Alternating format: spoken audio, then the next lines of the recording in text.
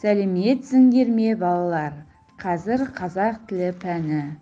Бөлім атауы атақты тұлғалар.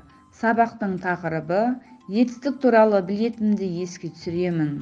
Сабақтың оқу мақсаты тыңдалған материал бойынша тірек сөздерді белгілеу, тыңдалған материал бойынша ашық және жабық сұрақтарға жауап беру, сөйлемнен етістікті табу. Балалар, берілген суретке мұқият қарайық. Суретте кімдерді көріп тұрсыңдар? Атап жіберіңдер.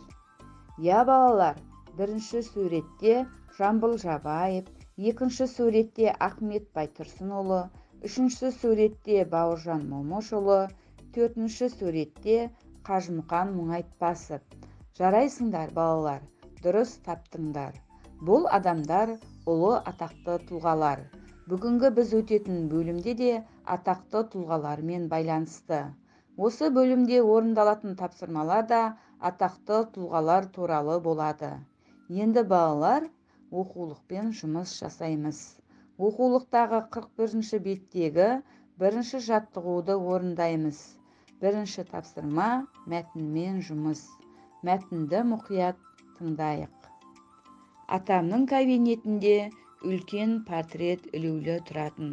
Ол кісінің сәл күлімсірей қараған жанарынан бір жылы сәуле тарап, жүрегіңді мейірімге бөлегендей сезілетін.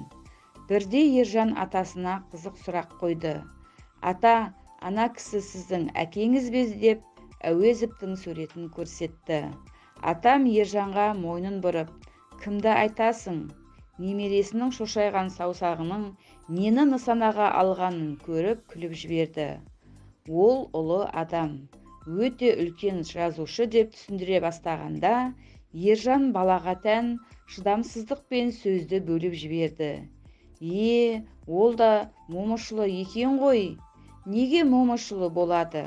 Атам таңданған кейіпте қолындағы 2-3 хатты үстел үстіне тастай салды. Ешқандай Момышұлы емес, ол Мұхтар Әуезов деді. Өзіңіз ұлы дедіңіз ғой, ұлы болса, ол да Момышұлы болады деп, Ержан өз жорамалын айтып қояр емес. Атам басын шайқап, немересіне ұқтыруға кірісті.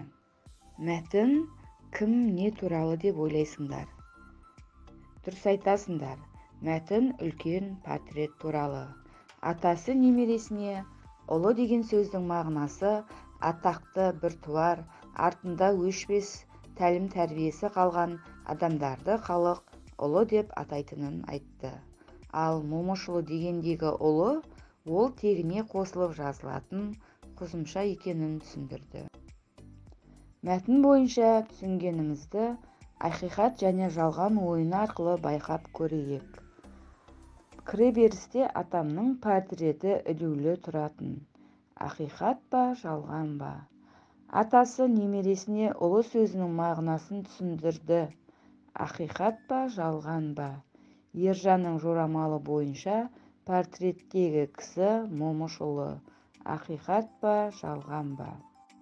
Енді балалар, осы тапсырманы дұрыс жауаппен тексеріп көріңдер. Оларды қандай қасиеттері атақты етті? Тиісті белгімен белгіле. Мұхтар Әуезовті білімділік, ақылдылық, мейірімділік қасиеті, ал Бауыржан Момышұлын қаталдылық, ақылдылық қасиеттері атақты етті. Келесі тапсырмада көп нүктенің орнына тиісті етістіктерді қою арқылы сөйлемдерді толықтырып жаз. Бұл жерде астында керекті сөздер бар, баяндалады, жазды. Яғни Мұхтар Әуезов Абай жолы романын жазды. Онда Абайдың бүкіл өмір жолы баяндалады деп жазылады. Келесі тапсырмамыз кім не істейді? Екі бағанды сәйкестендіріп жаз. Батыр не істейді? Батыр ерлік жасайды. Жазушы не істейді? Жазушы кітап жазады. Ақын не істейді? Ақын өлең жазады. Суретші не істейді? Суретші сурет салады. Биші не істейді? Биші би билейді. Мінекей балалар, тапсырманы жақсы орындадыңдар деп есептеймін. Сабағымыз осымен аяқталды. Келесі кездескенше сау саламат болыңдар.